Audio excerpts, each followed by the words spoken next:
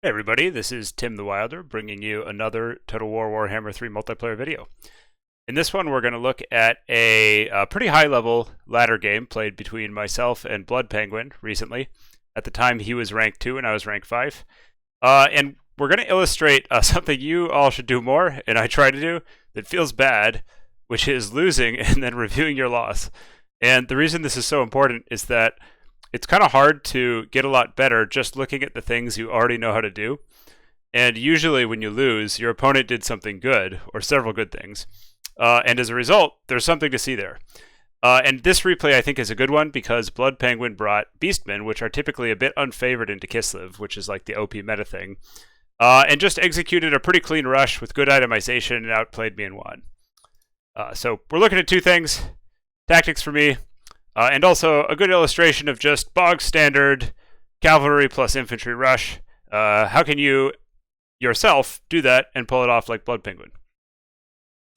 So loading in here, we've done the dreaded RTK 20 stack on my side, and this is where you try to just like take a lot of stats and have more damage and health than them and win by having a bigger army.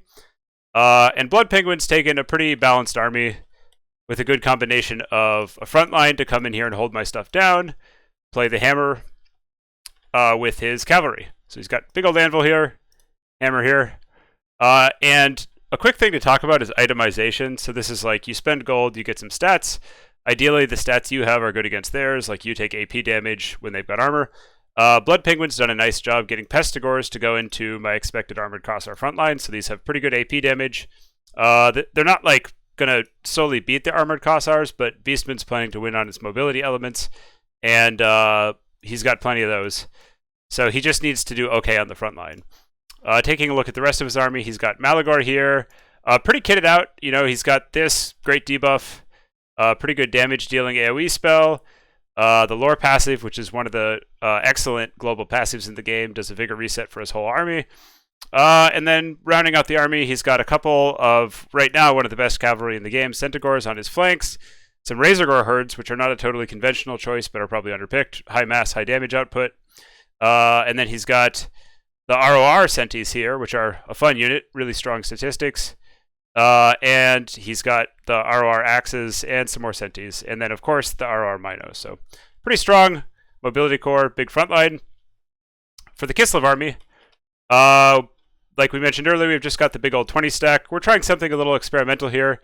So we've taken a pretty strong Spirit Leech effect and an activated missile, and we're going to try to like snipe out his lord on our caster. And then just a lot of infantry and a little bit of cavalry to not totally lose the game. Our deploy, nice big semicircle. We're trying to make it hard to surround us and get behind, so his units have to go around further. And we're also trying not to expose any like weak points. So there's no unit like totally sticking out that's easy to get us around on. Now, let's look at this from Blood Penguin's perspective, because he played this really well. He's got his infantry line pretty well spread out. He's got a nice tactic of some screening stuff in front, and then he's going to keep his damage dealers as we start the game out here deployed so that they're hard to get on top of. So he doesn't want to take shooting on the damage. He wants to get good trades, overwhelm mobility, and then eventually start rear charging things and cycle charging me to death. Let's see how that goes. So here he comes on the approach. He's doing a very nice job on spacing. So ideally, as the rusher, you want your elements to all arrive at about the same time. And a lot of the time, a mistake will be that people will keep like some element way too far back, which these are a ways back, but they're like close enough because they're fast. And they'll arrive like kind of piecemeal, like losing, like the bad guys losing to Jackie Chan in a Kung Fu scene where they fight him one at a time. Blood Penguin's not going to do that because he's a great player.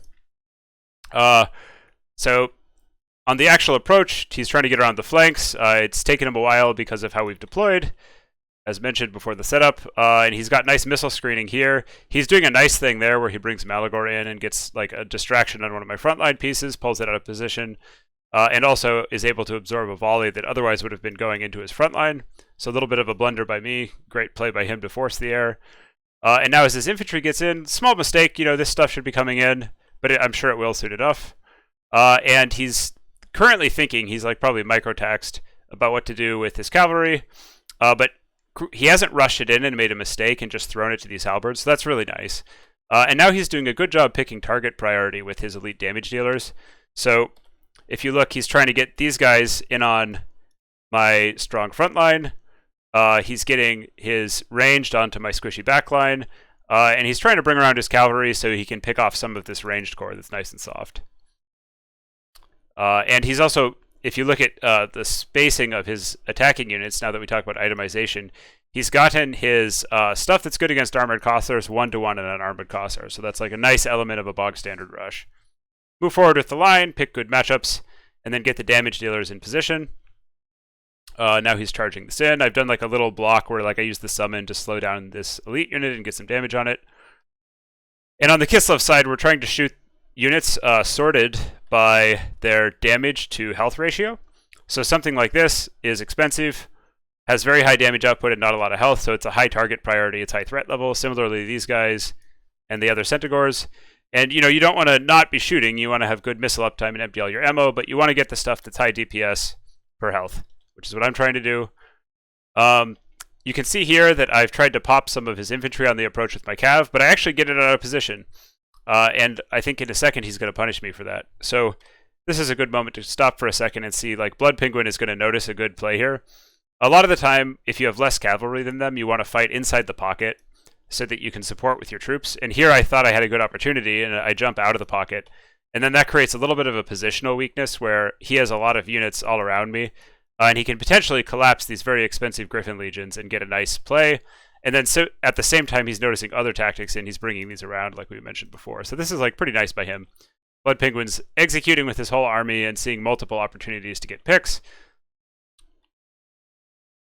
So here we go. He pulls this out of archer range. He pulls his damaged elite units out. And now he's getting some rear charges in our squishy stuff. This is a nice play. Like he sees these coming in to protect and he runs around to avoid them. Getting flocks off. And it's looking, you know, about even.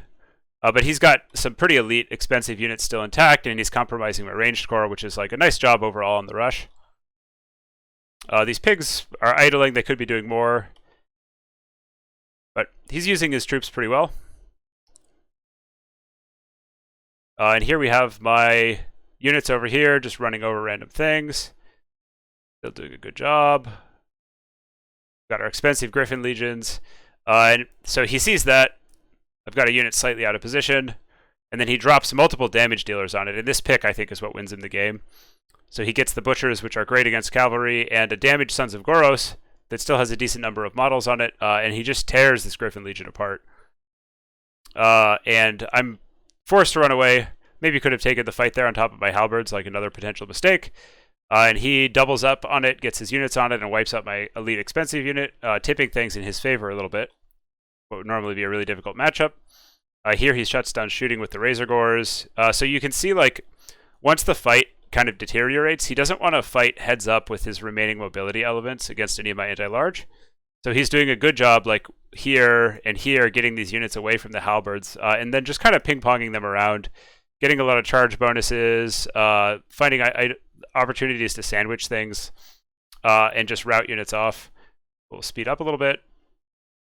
Overall, pretty good play by him. He's a little bit susceptible to a Lord Snipe here, which was our plan for a while. He's trying to pick off my Patriarch, which is reasonable. As long as he doesn't actually lose Malagor, it's still pretty much effective with low health, so he can trade off a little bit there.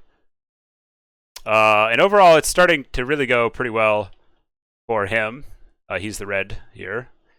And it's a result of just very heads-up play, getting a lot of dives at once. So you can kind of see what we're talking about here. Like, the Beastmen like to get shock damage value on things. So he'll jump on like a single range dash with several units, and then move on to the next one to stop me from shooting too much. And then when he sees things like this, most of the game he's like reacting and getting his elite units away, or opting to like shock out my unit, and in that case it routes off. And just getting a lot of good trades, moving the cavalry around. So we can kind of fast forward. It's tipping pretty hard his way. As long as he doesn't get Lord picked off, he's pretty safe at this point. You know, it's elementary, kind of just like run your cav around, cycle charge things, winnow down the remaining Kislev forces. And then the Warriors of the Beastmen look like they're in for a victory on this one. So overall, pretty clean execution by Blood Penguin. Good approach. Good positioning on the surround. Has good target priority. Keeps his elite damage dealers moving and picking off things, and is rewarded with a bit of a matchup upset for that. And you can really see this. He did a good job getting on my armored cossers at the beginning. Like, typically this unit's doing pretty well, and overall they mostly got cleaned up by a combination of the Pestigors and a little bit of cav support. And then my shooting actually did pretty well, but it just wasn't enough. And this was a huge deficit. Like we saw, he got a good pick on that. And the Lord sniped it okay. Then he did fine on his Lord, and most of his cavalry is going to be doing pretty well here. The Rar throwing axe is doing great. That unit really overperformed here. Butchers, as usual, overperforming. So this unit got like essentially its value and was near full health. So big margin on that one. And he just utilized his army pretty well. Like this is some meat and potatoes rush. And that's kind of it. So pick a good front line, position your mobility well to get us around, pick good targets on the dive and make sure things arrive at once.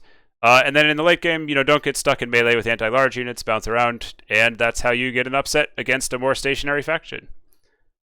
Thanks everybody for watching. If you like the content, please subscribe to see more of it. And hopefully this was helpful. Take care.